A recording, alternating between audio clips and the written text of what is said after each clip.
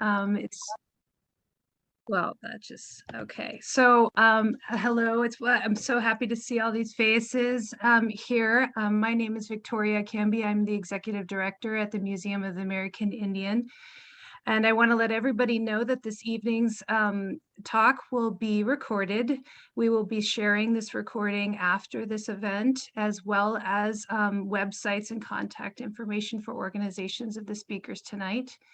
And I'm so grateful to be here in community with you all. And we're going to start out with our friend, Mr. Dean Hoagland of the Coast Miwok Tribal Council to lead us in an invocation. Dean, welcome.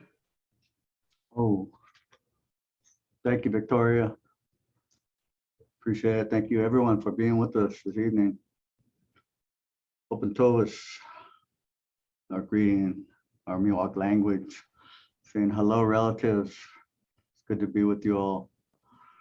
So I want to just offer a blessing, start us off in a good way. It's the way traditionally when we gather, we always give thanks. And again, I want to say, we again to Creator. Thank you, Grandfather, again for life today. Thank you for this experience, Grandfather, for all my relations and all the things, the beautiful things you put before us. And just ask that you continue to bless all of our people, all of our relatives, all of our sacred places, Grandfather. Just help us, help our two-legged relatives, as they move forward within, this time, this historical time of the pandemic, Grandfather. Just ask for blessings. I ask for relief, for healing, and for families. Bless our elders that are still with us. Bless our children.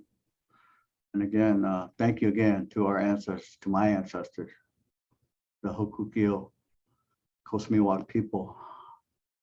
I pay respects for those that have come before us and the reason why we're here, Grandfather. So much gratitude, and continue to help us as we move forward to make a better way, to make a better life for all people, Grandfather. So we kodi way. Oh. Thank you. Kamolas, thank you. Kamolas. I'm George Faithful, an associate professor in our social justice program at Dominican University, and I'd like to acknowledge our co-sponsors, the Episcopal Church of the Redeemer in San Rafael, whose pastors Jim Ward and Stephanie Green are with us, the Wabash Center for Teaching and Learning in Religion and Theology, and also the Museum of the American Indian in Novato, whose executive director, Tori Canby, is here. Next, I'd like to hand things over to a student who will be providing our land acknowledgement. Welcome, everyone. My name is Parker Lacewell, and I'm a sophomore communications and social justice major here at Dominican. This semester, I'm a service learner with the Museum of the American Indian in Novato. Today, we will begin by acknowledging that Dominican University of California's campus is located on the ancestral lands of the Coast Miwok people, including Coast Miwok Tribal Council of Marin and Federated Indians of Grayton Rancheria. We recognize those who are federally recognized and those who are not. We acknowledge the land this campus is on is only made possible because of the Indigenous people who came before us and were displaced as a result. We acknowledge that Zoom, the media platform we use for today's event, is headquartered in what is now called San Jose, California. Zoom's headquarters is on the traditional land of Ohlone, Tamien, and Milwaukee people. It is important for us to acknowledge the Indigenous community since the community on a regular basis has to deal with the problem of invisibility. Even in census and other community statistics, Indigenous or Native Americans rarely appear as a category. So beyond being a marginalized community, the Indigenous community is hardly even recognized and grouped as other. This grossly blatant form of oppression is unacceptable and is pertinent that we acknowledge the community that made it possible for us to be here today. We bring this to your attention to make you aware of the injustices the members of the Indigenous community have faced for us to be able to meet here today. Thank you.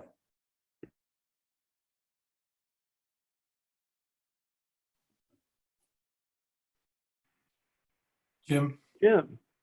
Jim, if you would please provide a land acknowledgement on behalf of the Church of the Redeemer. My name is James Ward. My friends call me Jim. I serve as priest in charge with our associate priest, Emily Green, at the Episcopal Church of the Redeemer in San Rafael. We are a congregation and a preschool of the Diocese of California. That is the Episcopal churches in the Bay Area, under the Right Reverend Dr. Mark Handley Andrus, our bishop. The statement that follows represents just the first step of a multi-year journey of land acknowledgement we are on together with our partners and co-sponsors, represented by those participating in today's panel. While I speak on behalf of the congregation and community of the Redeemer, I believe that what I say represents their commitment to this effort.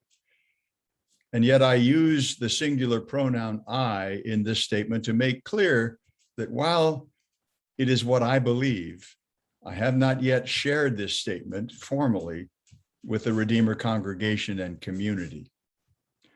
Beyond land acknowledgement.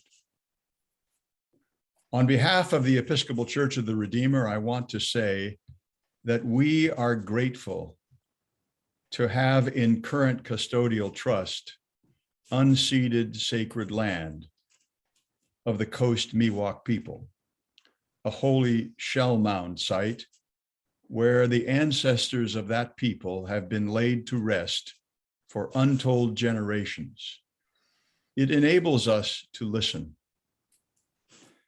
I further acknowledge the sacrilege that, having benefited from the theft of that land by intentional means of disease, starvation, violent murder, as well as forced removal, assimilation, and servitude, we have altered that land without respect or permission and used her for ceremonies of our own, not known before.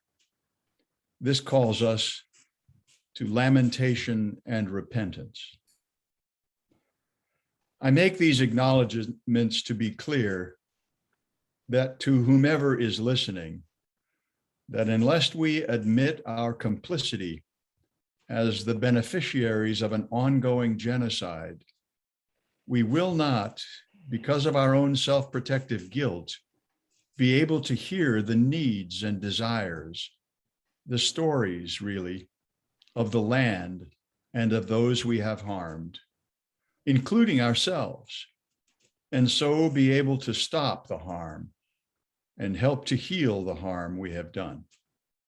Only then can we change our minds and our relationships, including our relationship to the land.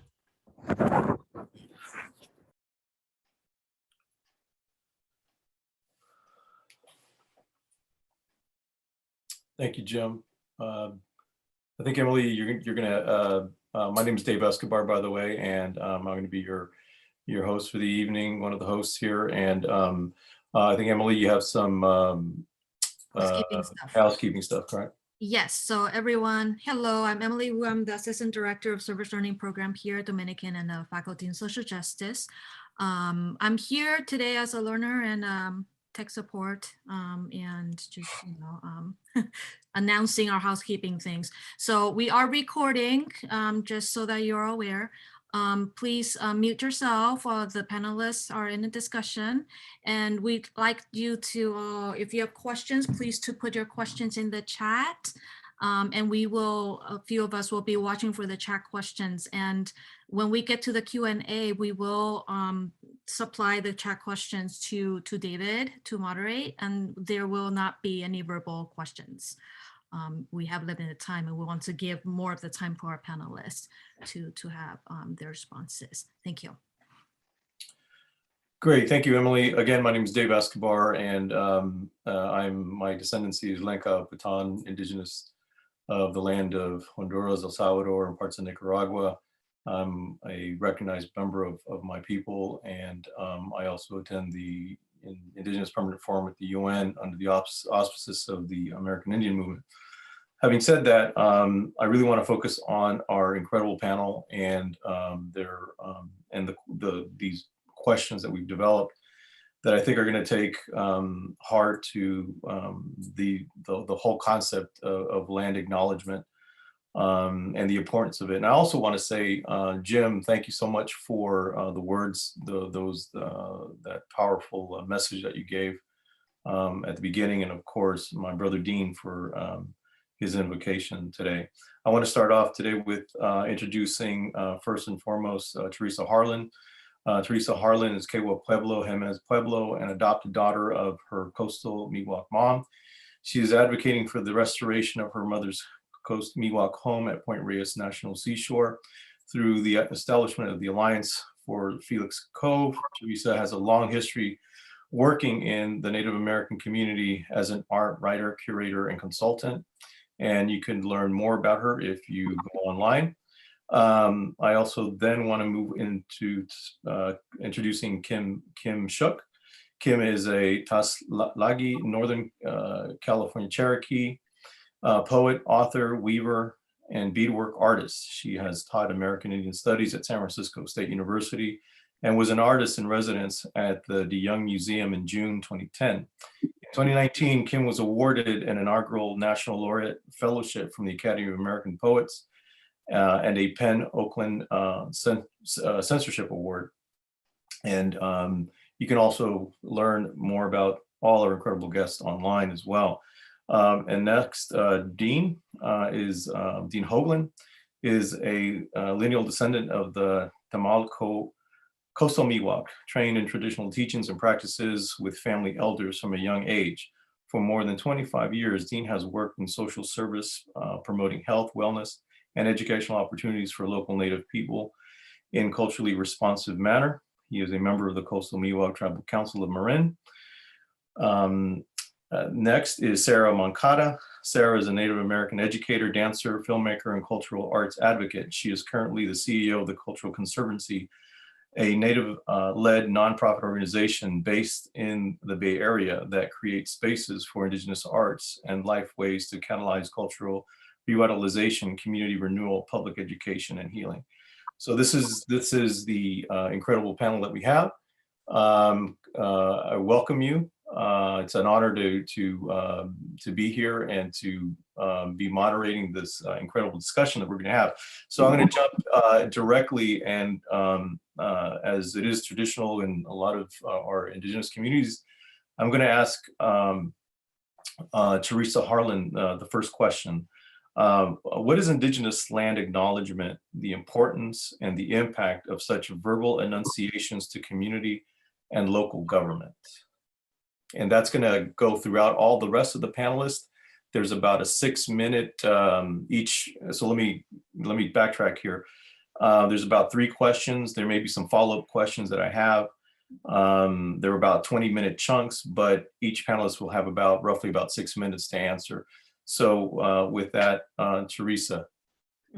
Thank you. So land acknowledgement is really about, for me as a Native person, is being present and presenting myself and identifying myself as Native, and identifying myself as the daughter of Santo Domingo Laguna woman and daughter of my dad from Jemez Pueblo and daughter of my mother, Coast Miwok, Tamalco, and my non-Native dad. And it's about being at this little house that's behind me, which is where my mother was raised. It's about going back there and establishing my own connection, reclaiming it as my mother's family and not as Point Reyes National Seashore, but reclaiming it as Tamalco. And my mother identified herself as Tamales Bay Indian, which I don't think she was really aware of it, but I'm really happy and proud that she did, because she didn't identify as, and didn't even probably realize the anthropologist had named her people as Coast Miwok. She knew that she was Tamales Bay Indian because she lived on Tamales Bay. And that is indigenous to the core of linking and knowing yourself to your land, to your water, to the plant beings, to the animal beings. And so for me, land acknowledgement is about being present and about naming ourselves as Indigenous. Great, thank you. I'm going to go over to Kim. Kim Shuck, please. Same question. Thank you. Well, for one thing, I think that one of the bigger problems that we face as Indigenous people in the current time is invisibility, and particularly tribal entities that aren't federally recognized. I feel like land acknowledgements are really important because their names have to be said. They have to be called by who they are, and people have to be aware of where they are. My people and a lot of other people that I'm aware of called themselves the same thing they called the place.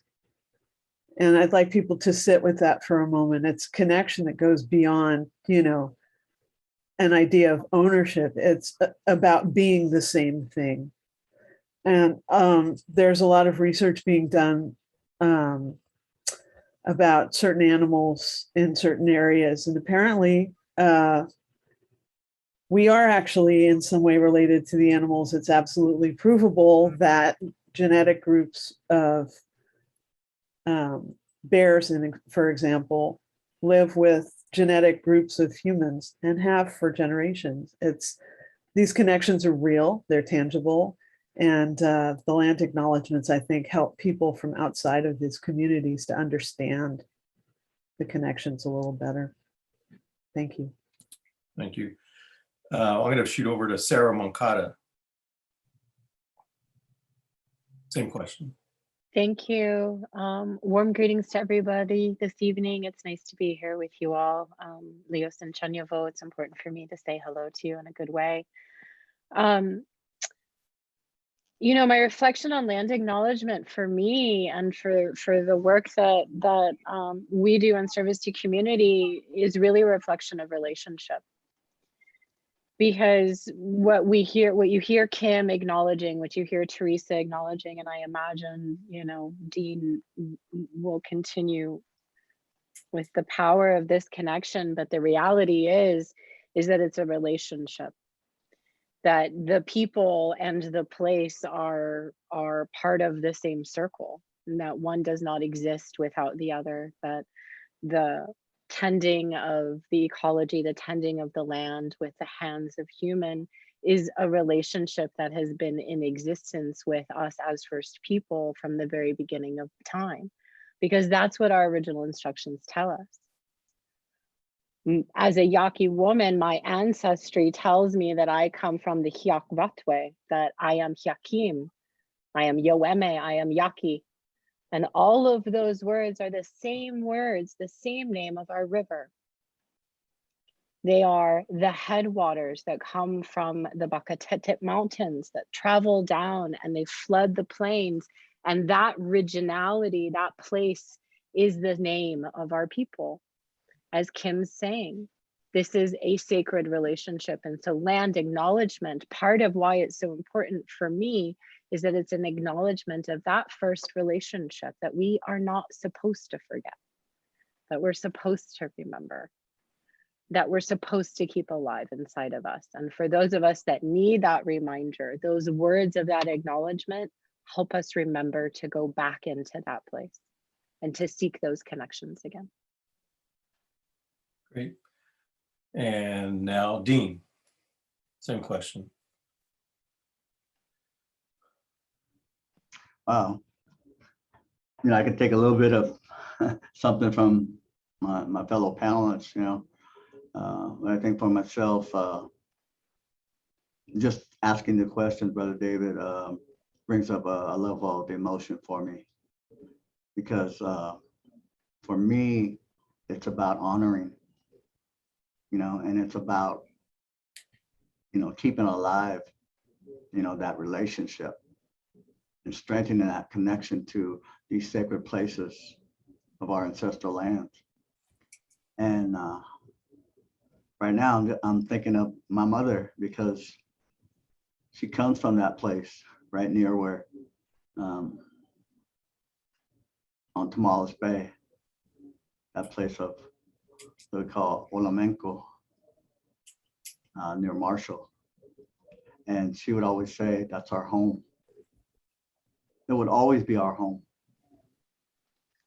And so everything we do, when we do the land acknowledgement, that's related to the land acknowledgement, is honoring that.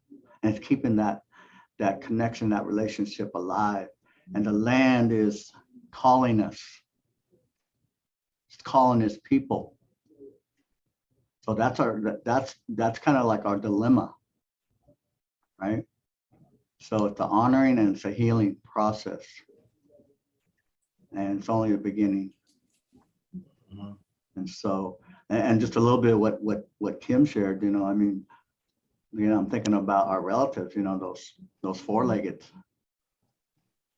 that who speaks on their behalf.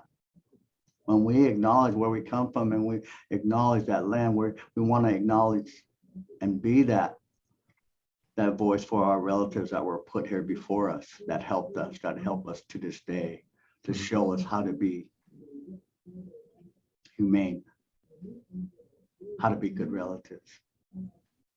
So I'll say that one. Yeah, I want to do a follow-up, and I think you all talked about the importance, sort of a cognitive importance to in land acknowledgement. But I'm curious to asking you, is there a healing? I think you mentioned, Dean, that it's a process and a healing. But my question is land the movement of land acknowledgement, is it healing for the rest of the indigenous native communities of the US by doing such land acknowledgement, and or can it also be an agitation for the powers that be? Okay, so you know, so I'm gonna go to Kim. I know it's kind of a tricky question, but I want to go to Kim. What are your thoughts, Kim, on this one? Well, my people were forced marched out of our land. Not all of us. It's a complicated story, but my family was. And we were plopped down in the middle of somebody else's space. So now we're also complicit in the problem, forced to be complicit in the problem. And I think the land acknowledgements are essentially important to clarify some points, and that's a healing. But also, I don't know, I think working sand in under any of the things that have become a little too comfortable is probably a good idea. And my answer is probably going to be different than that of more political people on the panel. I'm an artist, and we're known to be problem. And I actually just think agitating is generally a good idea. Just to make people, if nothing else, to make people think about what they're up to. I'm going to go over to Sarah Moncada on that one. It's such a good question, Dave, because really what you're nodding to is this terrible problem that we have in the world of making general assumptions that like one size fits all, right? Or there's one answer that's applicable to everyone. And I think the land acknowledgement movement runs the danger of that, right? So all of a sudden everybody wants to do a land acknowledgement. That's going to be how they get into right relationship. And that's how they go ahead and create that connection. And yet you're running the risk of at the same time writing it down on the to-do list and just checking it off as a box and not engaging in that part of it that is meant to be the healing space, meant to be the reconciliation space, meant to return back to relationship. So I imagine that each group will have their own relationship with land acknowledgement. Each tribal group, each non-tribal group who's seeking to write a land acknowledgement will have their own relationship with it. And I think it's complex. I think it will agitate a number of people, it will heal a number of people. And as Kim said, maybe because I'm an artist too, you know, disruption creates movement, and we know that. But how can we leverage a moment like this, or support a moment like this, or you know, feed the love brigade moment like this to make sure that folks aren't just ticking that box, that they're actually working to return back to that relationship. And it's not just, you know, okay, I'm done and now I can move on. That they're meaning that. I might come back to another question on you, but I want to, let's go to Teresa. Teresa, what are your thoughts? I was thinking that actually, you know, I was nodding my head with everyone that is on the panel, but I also was thinking that, you know, for me, trying to get acknowledgement and trying to get visibility and trying to do things for this little house, that sometimes I don't have time for folks to truly engage. I need to keep moving forward in building on the creativity, building on a healing way to, I mean, that's what my work is about. And land acknowledgement is good for all the reasons that folks have talked about, but there's much more going on, like rematriation, rights of nature, land back, indigenizing. So my focus is on that. My focus is on creating a place where people who want to engage have a place, want to contribute and want to support this work. So that's kind of where I am. Great. Dean?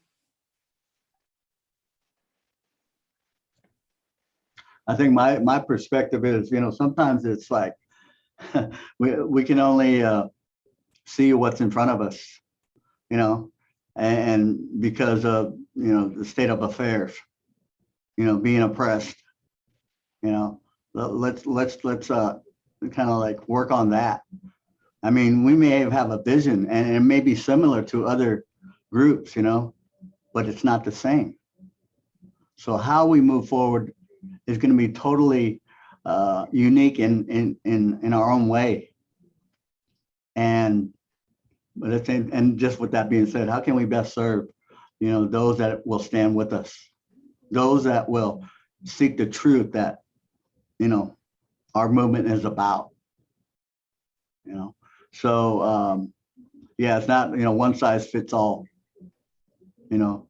And I say that, you know, and then being mindful and being respectful of all other indigenous nations, because their plight is totally different, right?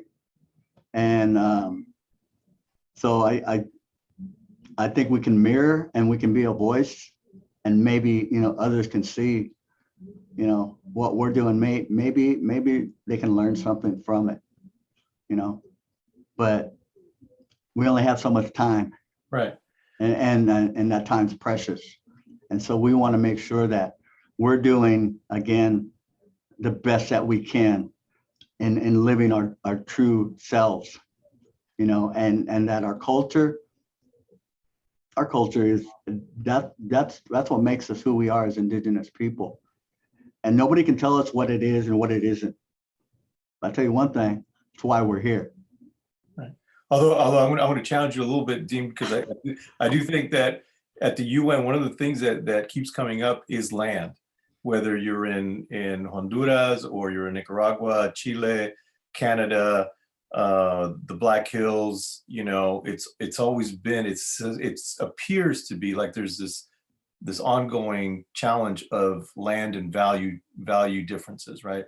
But yeah, I agree. Then it goes into deeper sort of differentiations within every community, right? You know, just want to do a time check. It's already 6:35, and we're going to keep going. And we've only got through the first question. So the second question is, what is meant by land stewardship? And from an Indigenous perspective, and what can be done to maintain and enhance land stewardship with local community and local government? So again, the question, what is meant by land stewardship from an Indigenous perspective, and what can be done to maintain and enhance that stewardship with local community and government? So there's two questions in there, and I'm gonna shoot over to Teresa Harlan on to start us off on this one. I was thinking Sarah. um, I'll just speak briefly because I really want to hear Sarah talk about this with the work that she's doing with Cultural Conservancy. But land stewardship is, you know, for me, going back and learning. I'm not an expert, and there's historical reasons why I'm not an expert on this, but learning what land stewardship really is. I know my family lived off this land with collecting and harvesting like they had for generations, but it's also for me as a daughter who grew up away from the land, is learning that and reconnecting it and partnering with folks who can help and teach me. And now it's also promoting and giving space for acknowledging the science behind Indigenous stewardship of land. So with that, I really would like to pass the baton to Sarah. Absolutely. Sarah, you're on. No pressure. I love this question, and it's one that I think I'm still exploring, even for myself, for our work, for what we're doing in the world, and you know, my relationship to community. I think that to talk about land stewardship, we have to, in a certain way, acknowledge, you know, the great, the great fallacy in the beginning of the land grab of colonialism was somehow somebody decided that there were borders and there were lines on the grounds that like stopped one person or one group and then like started another. And that came with fences, and that came with rules, and that came with ownership.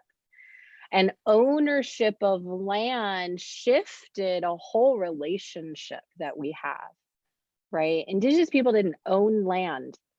Land ownership, I'm so far as I can tell in the research and communities conversations that we've had, land ownership is a very new kind of modern concept, a colonial concept. We shifted and moved in ecology, and we tended that ecology with our hands, as Teresa's saying, as part of our weaving materials, our housing, our clothing, our foods, our songs, our dances, our prayers, our culture. It's all there. And so for me, whenever we talk about land, we have to acknowledge access. Because access means, David, just what you're talking about at the UN, when everybody's up there at the United Nations and talking about the Declaration for Indigenous Peoples, they're talking for the UNDRIP about getting access to land and clean water so that you can bring back alive your land tending traditions.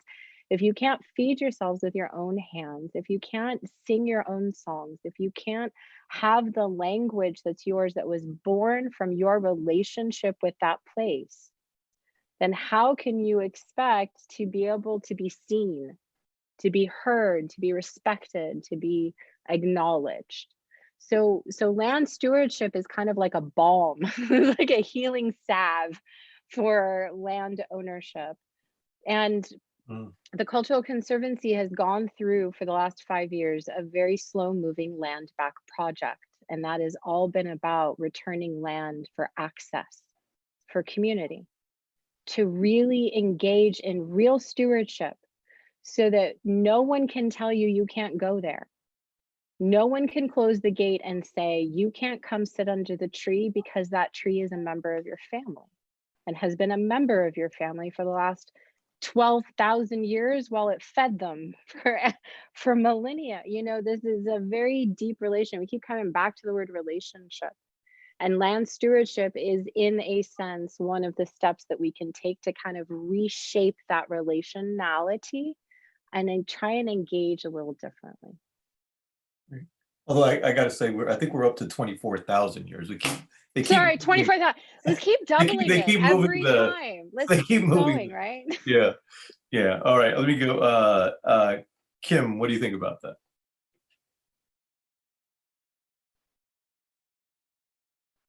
Well, it was about 4 generations of my family since we got moved off our original space. And I ended up getting invited to go back to North Carolina to do a poetry reading. And the family was legitimately anxious about me going back there. And when I got there, sort of surprisingly, because I wasn't as well known a poet as I am now, and they had put us at 9 o'clock in the morning in the conference I was reading at, which is the slot where nobody goes, right? And they put us in a tiny room, and a lot of the community of Cherokee people from there came to hear me read. And we had an overflow audience, and it was interesting because they were all at the back of the room. And afterwards, one of the elder women came up to me and said, this place knows you. And I felt it. And I got taken to a pond near the village. I know the name of the village that my family was from. I got taken to a pond, and I was shown a tree that was there when my family lived there still. Wow. The relationships are really intense and profound. And the mutual care, not just stewarding the land, but the way the land keeps care of you as well. It's a deeply profound relationship, and I imagine the words are different from group to group, but it's there and it's real. That's what I think about that. Do you think, let me ask you this, do you think stewardship is the correct word? I don't know. It's not the one I'd use, but then words are what I do when I get fussy about them. Right. So it'll work for now. Well, what do you think might be a more just off the cuff, right? Yeah, I think the way I think about it is that we need to have more agency to connect with that part of the family. Yeah. Thank you. Dean. Stewardship. What a foreign concept. Yeah. Yeah, man, it's just like why is it a foreign concept? What hits you right now when, because why is that? I guess maybe because again, I just referred within the, I guess, Eurocentric view of ownership. Mm-hmm. And I'll say it in a nice way, that bugs me. Yeah. Right? That's disturbing. Mm-hmm. And for us as Indigenous people, it's really, and I think all of us have said it in one way or another, it's relationship. It's relational. Mm-hmm. And earlier this year, I had a profound loss in my life. And what I was taught, what I was shown by my traditional teachers was how that relationship could help heal me and could help bring me back into balance where I needed to be. And so for the first time in my life, I actually went towards an area near a place called Dillon Beach. And I went to visit I call them stone relatives. Mm-hmm. And I went there and asking permission, and asking my ancestors and letting them know I was there, and just kind of laying on those stone people, those relatives, those ancestors. And it's what I needed. And that's that relationship. It's a spiritual relationship. And so what's really challenging is that, I can't, like any place in our ancestral land, it's not like I can just go there and, go gather or go pray. A friend of mine sent me a map last night of a place that is well known for tourists, and I've never been there. And I think maybe many of you have heard of it, Alamere Falls. Yeah. But what was shared with me was how much medicine there is there, and how our spiritual ancestors, the protectors, those spiritual keepers are there. So there's that awareness that anytime you have that intention, you know, that you have to go in a good way too, because the spirits know. Teresa, what are your thoughts? Wow, that was pretty deep. I think that also, like my fellow panelists, that for me, my mom's homeland is part of a national park. So there's a chain across the road to the road that leads to my mom's house, or I have to get a kayak to go to my mom's house. And I think about how, yeah, stewardship is something, again, that is put on us, but really what we're talking about is going home. We're talking about being with our loved ones. And I say that today because today is the anniversary of my mom's journey. And it was very painful for me to come back. But the coming back has been healing. And that's what I want to share with my family. And that's what I want to share with the greater community, is that this is how Tomonko people made it all the way to the 20th century. Not 200 years ago, not 150 years ago, but as late as 1956 is when my family left this home. So that's where, as an Indigenous person, that's where I'm at, is saying hello to my mom and trying to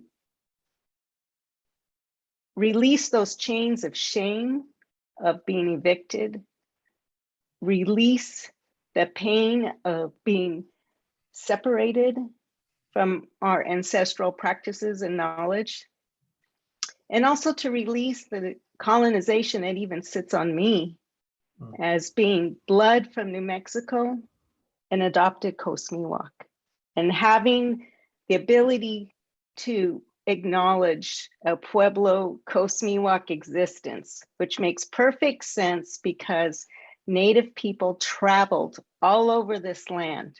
Across waters, they traveled. It's not a foreign concept that your blood might be from one place, but your experience is from another. And I think that having that self-knowledge and that confidence and that belief to accept this Pueblo Coast Miwok existence is enlightening and healing in and of itself. And I'm thankful for my mom who gave birth to me, and I'm thankful for the mom who raised me. And like Dean said earlier, the land is calling us, and that's what I feel, is the land is calling us, and I'm trying to bring Native people, relatives, children, grandchildren back to this place to heal.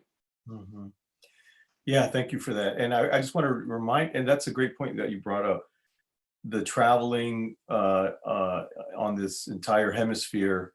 You know, people don't realize that there has been international relations going on in the Americas, you know, throughout since time immemorial. And, you know, this whole new concept of international relations is not anything new for Indigenous people. You know, I would venture to say that even we can go into international relations between Indigenous people from Mexico traveling to the Spanish crown and actually negotiating land rights as early as the 15th century. So, you know, and we can go even further among Indigenous people, these international relationships that have always taken place, right? But one thing I wanted to come loop back on was the whole question that was embedded in the second question about land stewardship and working with local government. Can that be possible? And I want to go to Sarah on that one to begin us off. I think that takes us into similar territory of there's kind of no one size fits all here. I think that you know, the unfortunate legalities and economics of land per state, per country, per city, municipality, per National Park Service, per private ownership, I mean, you almost are walking into, a deeply unique situation almost every time. And I think there are ways to find relationships with those groups and those people to try and work towards better understanding and better connection with Indigenous folks in different areas. I think there's some good local examples, of folks who are kind of kicking butt, like Segorite Land Trust over in the East Bay. Those ladies are phenomenal, and their capacity to work with city municipality and work within those legal systems is in a sense a part of their cultural resiliency now. And we have a lot to learn from that, right? The creation of something like Shumi tax and what that does in service to community as part of land relationship inside of those contexts. They're the first example that comes to me, and yet isn't it sad that there's not more? We shouldn't have only one or two examples of good relationship here. We should have many. We should be following over ourselves to try and lift up the right good example in any moment, but it's sad that we don't.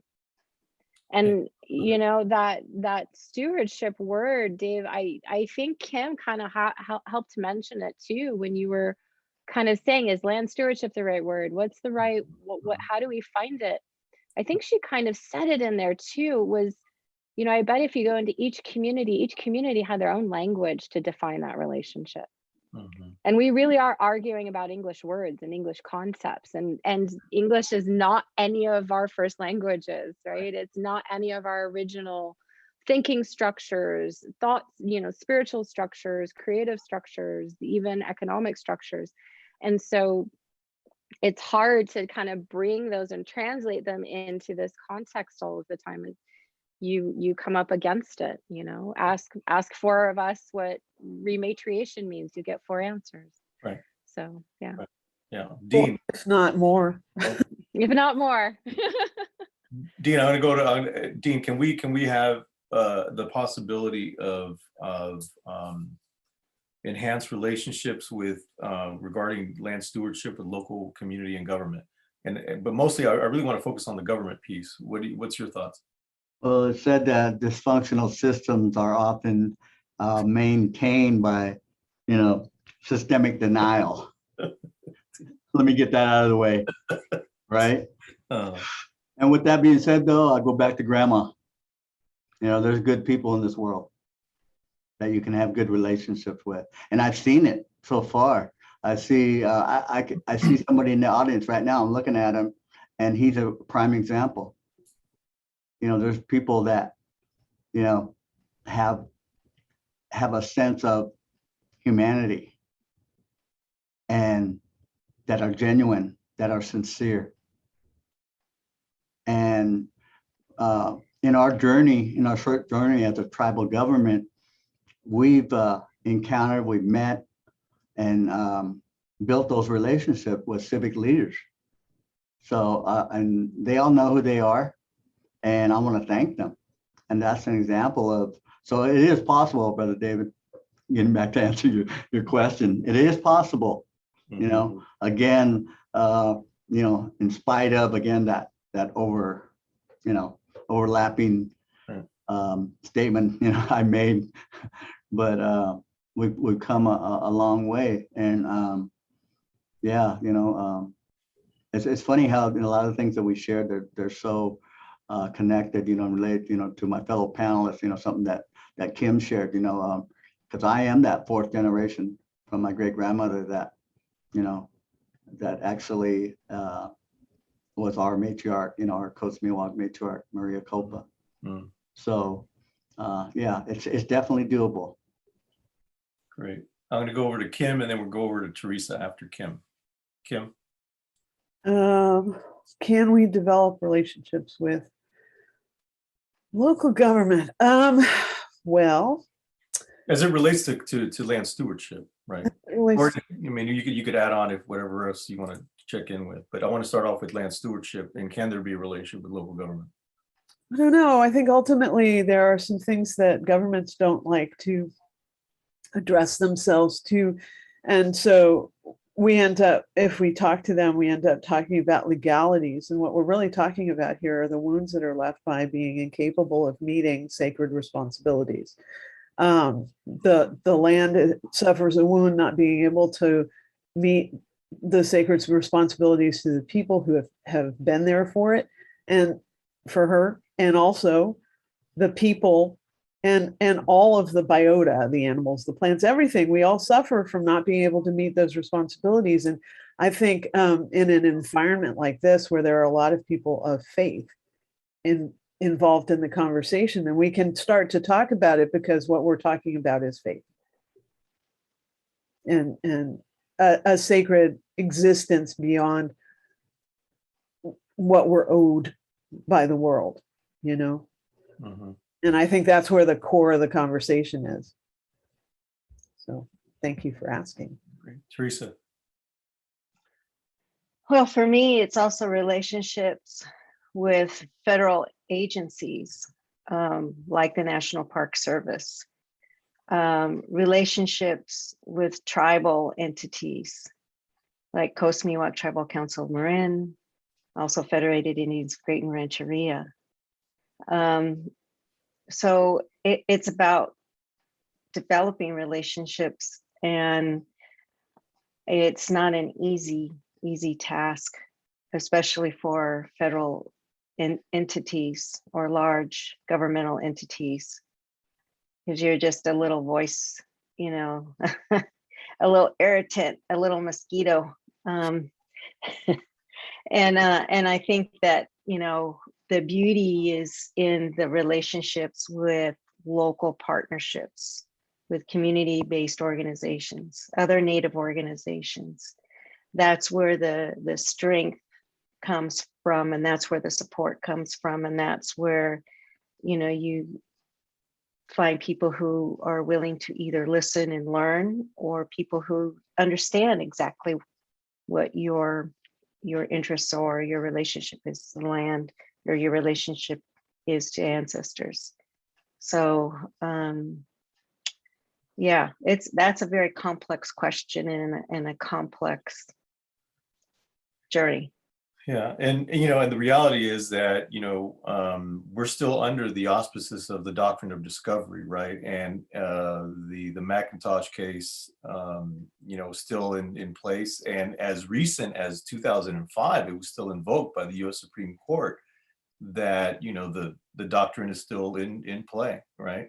And for those in the audience who don't know what the doctrine of discovery is, basically the authority by which governments around the world, I would say the major colonial governments of Spain, Portugal, Holland, England, were given the authority to go and take land, was through the authority of the Pope, right?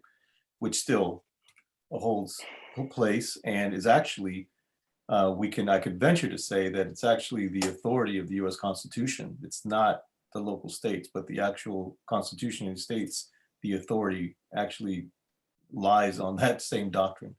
So it's really interesting how that is still in play, and we're still having to sort of navigate the current legal laws that are now in play. I'm going to go over to the third question. It's 7 o'clock, so there are a couple of questions that folks in the audience have put forth, but I'm not going to go there till we go through this last question. And the question is, what does land rights mean to you as a Native person? There's three questions here. Does land, and you could sort of engage however you want. Does the phrase land back mean anything to you? Is open public access to any land feasible and sustainable without local government assistance? If so, why and how? Let's start off with, what does land rights mean to you as a Native person? I'm going to go with let's start off with Dean this time. Come on, man. You know. Yeah, bro. I knew you were gonna. Hey, I'm just recovering from the doctrine of discovery, man. I got trauma now. You know. Whoa. Whew. You know, they say untreated trauma is another form of violence. So stop the violence. All right. Anyway, that's a tough one, you know, because it's like that's been our plight, you know, for all Indigenous people since contact, right? I mean, let's be honest. When we talk about rights, really, are we included? And even that can be, you know, a foreign and new concept to us. Mhm. So, but you know, with that being said, you know, we're unique in the way of, you know, having this status as being like having dual citizenship, right? You all heard of that, right? As an Indigenous person, whether you're from a federally recognized tribe or, you know, state recognized or whatever, and then a U.S. citizen, right? So how do I navigate? I mean, you know, one foot in, you know, in this modern sense of being a U.S. citizen and the other being Indigenous. So what are my rights? Mhm. And who determines that? Right. So that is a real experience. And it's something that we're learning to, I guess you could say, even negotiate, you know, having some level of autonomy, you know. And for us, you know, again, my priority is in regards to culture, right?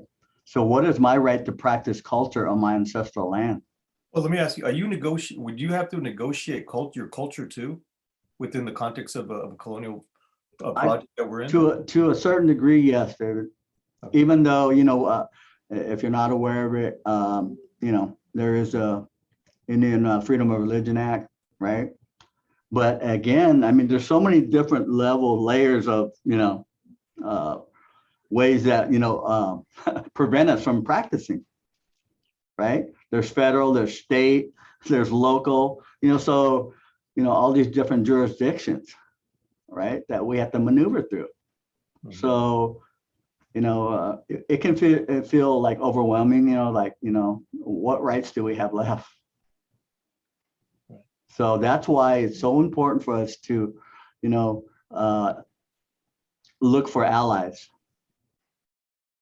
you know, that can stand with us. Because it isn't just about us practicing our culture, because, you know, the way I was taught, you know, we're having ceremony for all of our two-legged relatives. Mhm. We're having ceremony to heal this earth, to heal our four-legged, you know, the finid, the ones that are in the water, you know.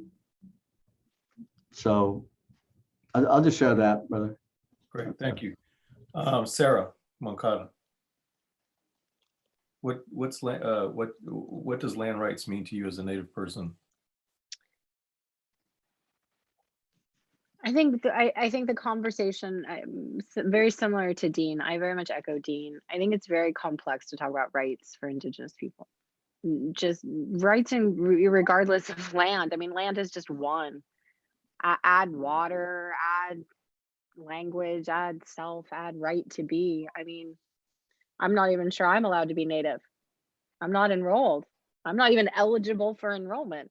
So already all of the local municipality, all the legal municipalities are already telling me I'm not who I am and that I have no rights to be who I am.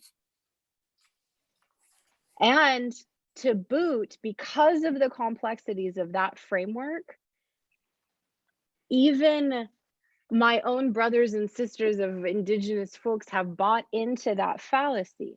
Mhm. And so they believe it too. And now I actually have members of my own community, my own family, who look at me and say, I'm not who I am. Because the larger framework has said you're not. So where does that leave us? Where does that leave us, even in just the very, very, very beginning steps of real Indigenous identity. And then layer rights on top of that. And you can have a lot of really intense conversations about access to land, healthcare, food security, education. It snowballs from there. But really, there's not many people left on the planet aside from Indigenous folks who have an entire system of dominant frameworks telling them you are not who you are and you're not allowed to be who you are. There's no room for you here anymore. And that's a real reality. It's a very hard reality. And it makes it hard to talk about, you know, some of the more very real daily experiences of being Indigenous. And when you take that to land access, then it's kind of like, you know, adding insult to injury. Now, not only are we not allowed to be who we are, we can't even try. Can't even go to that special place and hang out with our rock relatives, you know? And so, the tree. And so do you think that going back to this negotiation of culture, right? If you're not necessarily a registered native in the United States, then we want to work with local governments, but then if you're not registered, then you can't even have, if you're only registered Indians to native peoples to go into certain lands, and you can't produce a legal document that actually proves who the government says you are. And there's other issues with enrollment too. I mean, that's a whole different conversation, right? We should have a whole panel on enrollment. Yeah, but are you negotiating that? Just like I asked Dean, are you also negotiating that on a daily basis? Not only, it sounds like you're negotiating that with not only the colonial project, but also our own communities. Yeah. And I know I'm not alone. I know there's many of us that face that, you know, there's a lot of us, especially, you know, Teresa's beautiful nod to that. You know, she has these deep ties in many ways, and yet these conflicts from even, you know, within community, without community, insider, outsider, we all dance in those hoops. Right. And so I actually think part of the returning to real relationship is a bit like what Dean's calling for, right? Is just this real return to human, all two-legged folks that we pray for. This real return to human being first, as members of an ecosystem, right? Our four-legged furry creatures, our winged feathered ones, our slithery creepy crawlies, our swimmers, we're all members of it. No one's higher, better, has more rights, has less rights. We're all just a part of the circle. I'm going to go to Teresa next, and thank you. I'm going to go to Teresa next, and then, but I also want to mention, you know, for the audience too, that in the old days there were actual, and I got so many sort of Indigenous nations in my head, I can't get them all straight, but there was one ceremony where a non-Indigenous person, they would have an adoption ceremony where at the end of the ceremony, the tradition is, and the belief is that the blood of that person that's being adopted into that local nation actually flips into, the actual blood changes after the ceremony, you know, which speaks to the fact that, with working, in terms of working with government, it's not necessarily, there are opportunities to work with government.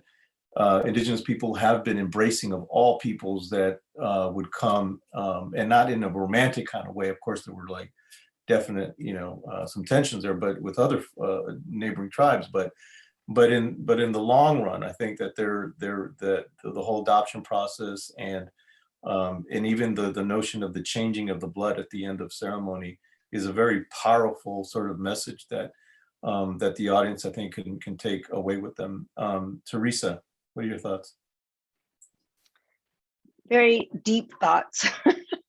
This has been a deep conversation, and I keep coming back to what Kim and Sarah were saying about returning to relationship, because I remember Dr. Hunani K. Trask in her book, From a Native Daughter, how she rejected the idea of rights, saying that, you know, rights are bestowed on you and rights can be taken from you. And that the relationship that Native people have to the land, it doesn't fall under rights. It's something that you're born into. It's like, and I was trying to find her quote, but, you know, I think that you have to go with what's true. Just like going back to my mom, she didn't know she was Coast Miwok, but she knew she was Tamales Bay Indian. And so that knowledge is older than any of the governments that exist. And so when I think about rights, I think about not waiting for anyone to give you permission, you know, not waiting for anyone to welcome you back, because it may not happen. You have to make it yourself, and you have to assert, at least I do. I have to assert that story, that legacy, that existence of my mom's family.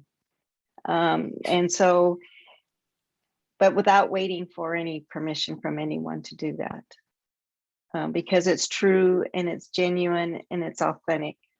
Nothing can take away this house or who built it or who lived here or who's whatever. It's there and it's true and it's genuine. So I think that's what goes in my mind about talking about rights. Kim, you're up. I would just like to really agree with what everybody said. And it was funny because I was going to say, bring up the Religious Freedom Act. And then I was going to say something.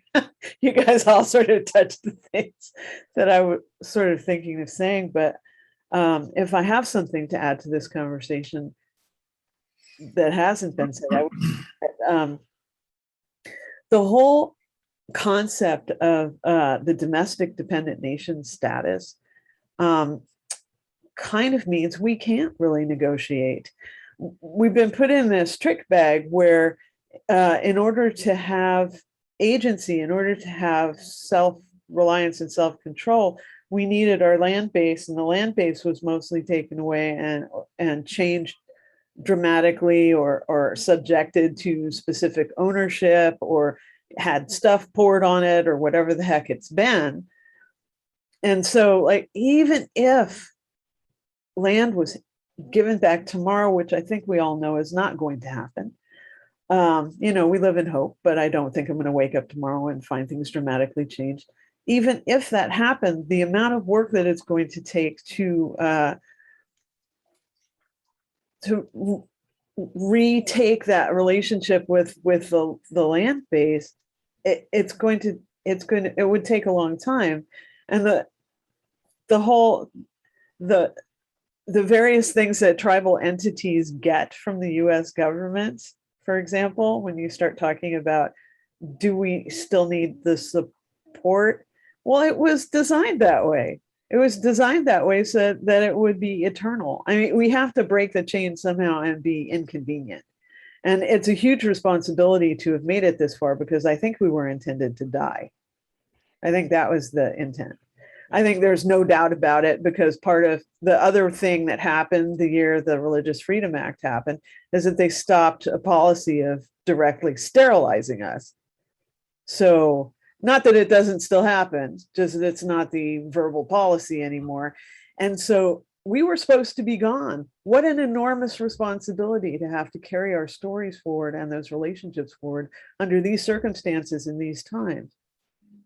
You know, we're already really inconvenient, but I think turning up the volume on that is really the only way out in some ways. Yeah. At least, you know, but I can't speak for everybody. Anyway, I'm learning a lot from all of my fellow panelists. So well, yeah, you know, and I think to your point, I think we're not only an agitation, but I think our birth itself within the colonial project and the acknowledgement of our identity and our ancestors is not only an agitation, but it's a symbol of ongoing resistance, right? There was resistance from the moment the first European boot landed in the Caribbean, that's when the American Indian movement for me started. That very imprint of that boot, that's when our movements of resiliency and resistance started. It's already 7:16. There's one question that has come up, and I wanted that I looked on the chat, and basically it's and I'm going to start off with Teresa on this one, and the question is, how can community and allies further the work that the ongoing work of land acknowledgement? What can people do to be better allies, to further the work, to enhance what already is in movement, so to speak? Do you have any thoughts, Teresa, on that one? Yeah, I think that it's to be genuine. I mean, like Sarah was saying, don't do a land acknowledgement, or don't create a diversity, equity, and inclusion group if it doesn't mean anything, if it's just a checkbox that everyone is doing. It means being present. It also means allowing Indigenous voices to speak about their own experience. It means taking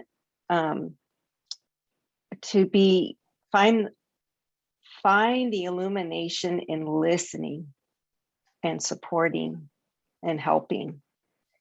I find that, and also think about the discomfort for allies or for non-natives. If there's discomfort or there's a reflex to counter, think about that. Where's that coming from? Because I know land back discussions always kind of create a fear of someone taking someone else's property. And I think we had to give up everything. So yeah, so I think it's being genuine and being authentic. And also, if you want to help, let the person or let the group share what they need as help.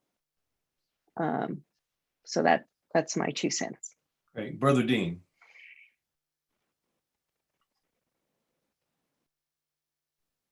Wow. Yeah, it's interesting.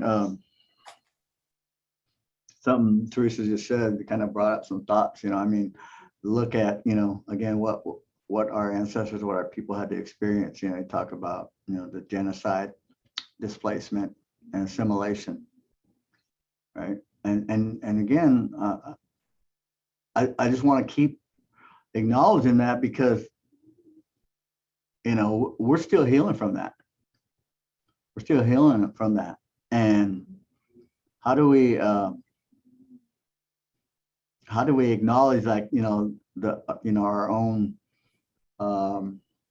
ability to have an opportunity to think that, oh yeah, we can have our land. It's like, it was only 80,000 acres that was taken, right? Let's start there. But in actuality, all of Marin County is our ancestral land. And many people, and some of you maybe on this webinar have heard me say it, the rent is due. And that's, I speak truth. I know, because the land acknowledgement, again, is not reparations. It's only a beginning. But I think that we need to, again, have that opportunity to seriously, and not kind of just like Teresa said, checking the box and, oh yeah, we consulted with you, because that's a tactic, often used by the federal government. Yeah, we talked to the Indians, so we don't have to deal with them anymore. How about begin this idea of having a relationship with us? And I think then maybe we can truly see a change and be hopeful that we can come home. We can stop being homeless. Sarah?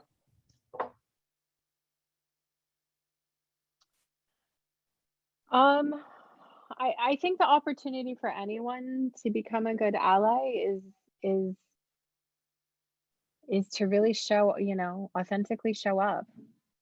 I think that's true anywhere, if you really want to do a land acknowledgement, then, be willing to put in the work to find the folks and elevate their voice, or be willing to not have a land acknowledgement if when you find them, they say, please, I'd prefer it if you didn't speak for me. Because that might be being a good ally too. I think being a good ally is having both the wherewithal of stature to stand strong and then be able also to stand back and let the voice of the people be simply the voice of the people and not speak for them. Sometimes people don't want you to speak for them, and there needs to be flexibility and room in that. So I would say if you really mean a land acknowledgement and you really want to use that as an entry for allyship, then be willing to walk the path of relationship and not be in a hurry. Kim? I think something Sarah just said sparked something in my head, which is, as an educator, as a former educator, as a probably in the future educator, we really need to stop teaching rubbish about Native people. It's incredibly important that. Give me an example of the rubbish that you're talking about. Well, I think the really extreme example is that that book that came out that was talking about how people voluntarily moved in order to make space for settlers, right? That's a good one to start with, but there's all kinds of rubbish. I mean, yeah, that's a good one, Kim. Thanks for that. It's a particularly egregious bit of nonsense.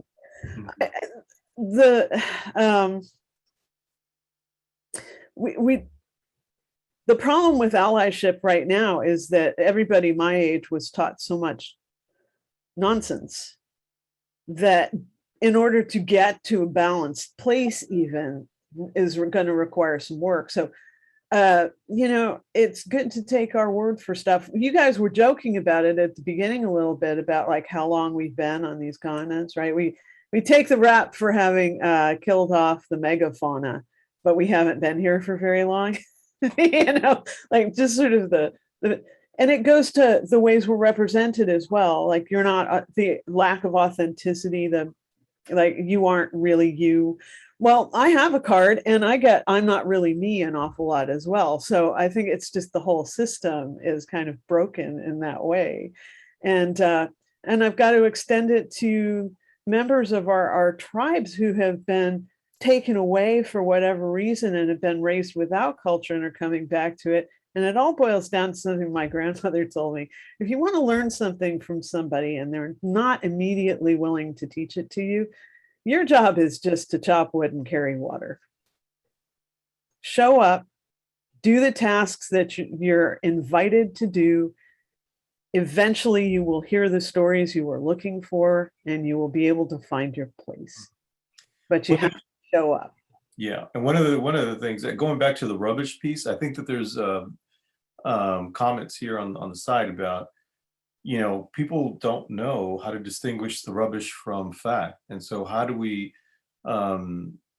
What's the action step? How do we start clearing the rubbish, and begin to articulate or enunciate the what it means for Indigenous people on a plethora of different topics that is so vast, it's so deep, and it's so nuanced, right? How does somebody that wants to be an ally just begin to even think, well, I guess not buying a Pocahontas outfit during Halloween, that's a start, maybe, but like, but there's much more to this, right? How do we, and I want to get to Teresa before we go into dive at that question. We're at 7:25. Teresa, you got any thoughts? Quick. Sorry, you guys. No, You're good? yeah, I'm fine. Okay, Thanks. great. Okay, let's dive into this, the rubbish. How do we, and let's start off with Sarah. How do we clear the rubbish? Then we'll go to Dean, and then back to and then back to Kim. You know, I'm gonna say I still have a hard time identifying all the rubbish, right? I do. I'm sorry, but I'm not perfect. I'm trying to learn. I'm constantly a student with my community and my elders and my family and my, you know, and I'm still trying every day. I still see articles. I'm like, really? No. And then I find myself doing more research. Then I go down the rabbit hole and it's 2 in the morning and I'm still doing research. And this is a real thing. So how I have a new formula. I have a new way I gut check the rubbish. I read it, and if it hurts my heart, then I need to understand it better. That's where I start. It was back to that kind of sacred agitation, right? Like if it hits you and you're like, then maybe question that a little bit. Think about it a little bit, you know, go after it and see what's there. But that's you. I'm talking about, let's talk about the greater community, the larger community that's not Indigenous or Native or identifies. They may not get that same reaction that you get. How do we begin this conversation? I think one thing, you know, Tori's been doing a great job of the ongoing education at the museum, so that's a good start, right? Maybe. And absolutely. There's lots of local Indigenous groups. There's lots of local Native groups. They often have resource pages on their websites or resource actions, or come hang out at my workshop and listen to more Indigenous perspectives. The more you can open your ears and your hearts, the more you'll hear. But I don't know, Dave, I would push back slightly, just a little bit at the human condition. We humans have an innate knowing, not just our minds and our hearts and our spirit, but it's actually the synthesis of all of that knowing coming together, and it informs us. Great. And I'll bet you $1 that lots of folks on this call who are not Indigenous have probably read something and gone, I don't know. Well, so, I'll you got to pay me that $1 because we'll talk about that. Dean, we got Dean. We got like 2 minutes left. Dean, I'm gonna end with you. Sorry, sorry, Kim and Teresa. We're not. So I know that Dean's gonna say something. Come on, Dean. Well, you know, the first thing that came to mind is, again, you know, right at the top of the list is, and I think you might even allude to it, Dave, you know, stereotypes, right? Yeah. I mean, that's kind of like the top of the list. You know, I mean, you know, where do we start? Where do we begin? And so I guess my response would be 30 seconds. What's that? You got 30 seconds, man. Okay, my response would be, again, seeking that truth. You know, go to the source. All right, and we are the source because we're living our truth. Right. That's how we're going to get through this, and we're going to be courageous. There's no other way. Right. And you know, it's not like a magical you know, formula. Okay, because we're all put here on this earth, you know, to live in relation, to be good relatives. All right. And so I'll just leave you all with that, you know. Great. Thank you, Brother Dean.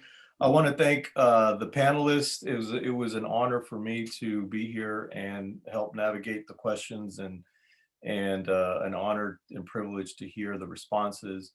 and an honor to hear the responses that are flowing through each and every one of you, the ancestors that are flowing through you in order to respond to these questions and to the broader community so that there could be deeper learning and understanding, as you all have mentioned. I want to also thank the Museum of the American Indian, Dominican University, the Episcopal Church of the Redeemer for this incredible talk.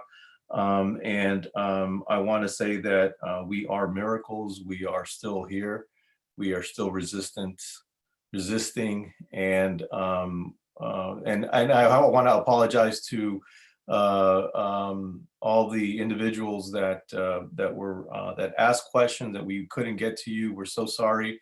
I don't know if Emily might have a way to take some of those questions down, and we can respond to some of those questions that are on the chat. I don't know if there's any last minute nuts and bolts house cleaning that Emily may want to, or Tori may have. But again, my name is Dave Escobar. It's been a pleasure and honor to be here with you.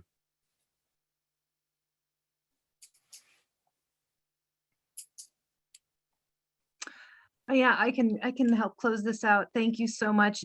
It was amazing. I was deeply moved. I knew this would just be a powerful group of people to get together, and I'm just so thankful for all of you participating. This has been a part of an ongoing series of, there were lunchtime talks happening, and this is the culmination of these lunchtime talks. Those were for students and some of the members of the faith community, and we had those talks, and this is bringing everybody together in a circle. And we're hoping to continue this work in partnership with the Church of the Redeemer and Dominican University to offer programming for students, faculty, and faith members, and also the greater community of Marin to just improve Native visibility and learning more about Native community locally and across the Americas. So if you would like to support, you can go to marinindian.com, and we're taking donations. We're hoping to continue this through and the next spring semester, and have this being an ongoing project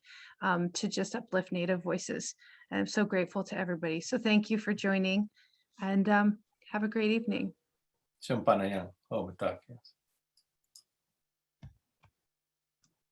I'm also putting a resource page in the chat.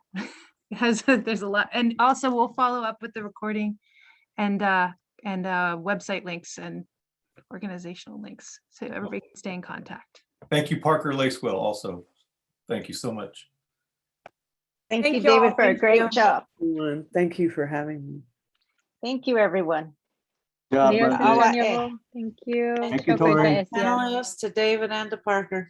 Oh, Thank you. Hi, everyone.